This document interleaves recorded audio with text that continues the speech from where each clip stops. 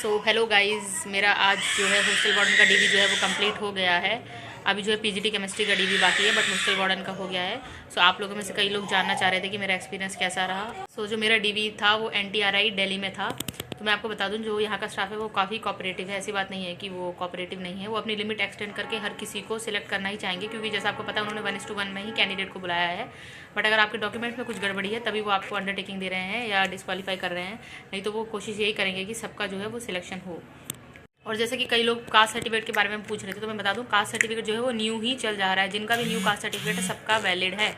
और जो भी कास्ट सर्टिफिकेट पे आपके अगर क्यूआर कोड है तो वो क्यूआर कोड को स्कैन करके देख रहे हैं। अगर आपका डिजिटली साइंड है तो वो वेरीफाई कर रहे हैं कास्ट सर्टिफिकेट को।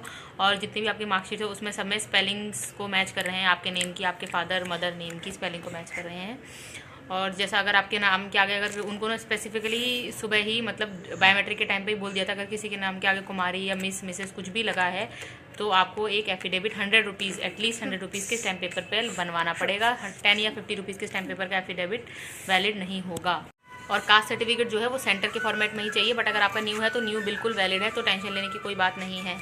और रही बात, तो वो कुछ क्वेश्चंस भी पूछ रहे हैं, जैसे किसी से टेबल पूछ ले रहे हैं, किसी स्टेट का कैपिटल, भारत का पहला प्रधानमंत्री, राष्ट्रपति कौन था, ऐसे भी क्वेश्चन पूछ रहे हैं। हालांकि वो उनको अलाउ नहीं है, बट पता नहीं वो ऐसे क्वेश्चन कैंडिडेट से क्यों पूछ रहे हैं। कुछ कैंडिडेट नर्वसनेस के कारण गलत आंसर भी दे रहे हैं।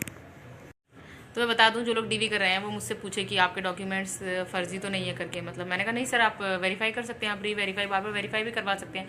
तो वो लोग हंस के बोलने लगे हमारे पास वेरीफाई करने के लिए कुछ है ही नहीं। तो इस तरह का वो मतलब मजाक भी कर रहे हैं। और दूसरी बात कि उन्होंने मुझसे पोस्टिंग प्रेफरेंस भी पूछा, पता नहीं क्यों पूछा, बट उन्होंने मुझसे पूछा कि आप, और वो उन्होंने हंस के पूछा, मतलब फ़नी वे में, कि आप कहाँ पोस्टेड होना चाहेंगी।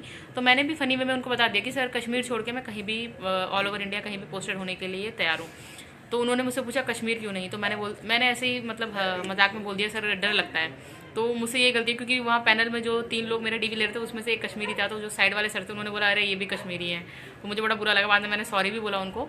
तो लेकिन वो फिर मुझसे क्रॉस क्वेश्चन करने लगे कि कश्मीर में आपको डर क्यों लगता है, ऐसे करके पूछने लगे मुझे। तो प्लीज़ आप लोग ये गलती ना करिए कि कुछ भी बोल दीजिए, मतलब कि कश्मीर नहीं रहना है, यहाँ नहीं रहना। फिर उन्होंने कश्मीर के बाद दूसरा सवाल मुझसे ये पूछा कि आप मणिपुर रह सकते हो पर कश्मीर नहीं रह सकते, ऐसा करके। बाद में मैंने अपनी गलती को रेक्टिफाई किया, मैंने उन सर से पर्टिकुलरली सॉरी भी बोला और मैंने कहा सर ऑल ओवर इंडिया में हम कहीं भी पोस्टेड होने के लिए तैयार हैं, ऐसा कुछ नहीं है।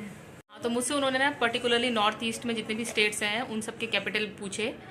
और काफ़ी सारे कैंडिडेट से भारत का पहला राष्ट्रपति कौन था ये पूछ रहे थे। 18 का टेबल, 9 में से शायद 18 का टेबल पूछा, और एक लड़की से 19 का टेबल भी। तो इस तरह के क्वेश्चन, वो बेसिक क्वेश्चन पूछ रहे थे।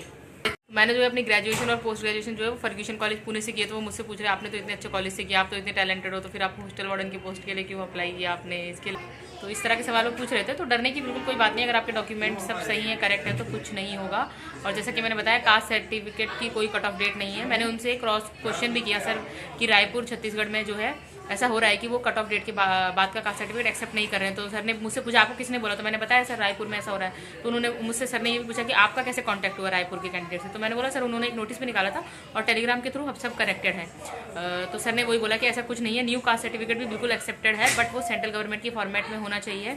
और जो क्लॉजेस मेंशन है EMRS की फॉर्मेट में देखने वो सब क्लॉजेस होने चाहिए, और रिजोल्यूशन नंबर होना चाहिए। मतलब अगर आपके सेंट्रल गवर्नमेंट के फॉर्मेट में कास्ट सर्टिफिकेट है, नया भी है, तो वो बिल्कुल वैलिड होगा, टेंशन लेने वाली कोई बात नहीं है। और रही बात डिग्री से रिलेटेड, अगर कुछ कैंडिडेट की डिग्री नहीं आए तो प्रोविजनल भी एक्सेप्ट कर ले रहे हैं, बट प्रोविजनल के केस में वो आपको अंडरटेकिंग दे देंगे कि जब भी आपकी डिग्री आएगी आपको वो सबमिट करानी पड़ेगी। तो ये था मेरा EMRS हॉस्टल वार्डन के डीवी से रिलेटेड एक्सपीरियंस। अभी मेरा पीजीटी केमिस्ट्री का डॉक्यूमेंट वेरिफिकेशन भी बाकी है, तो मैं वो भी कराऊंगी और फिर उसका भी एक्सपीरियंस आप लोगों से शेयर करूँगी। सो जिन लोगों का हो गया है अच्छी बात है, जिन लोगों का नहीं हुआ है all the best and thanks for watching, bye bye.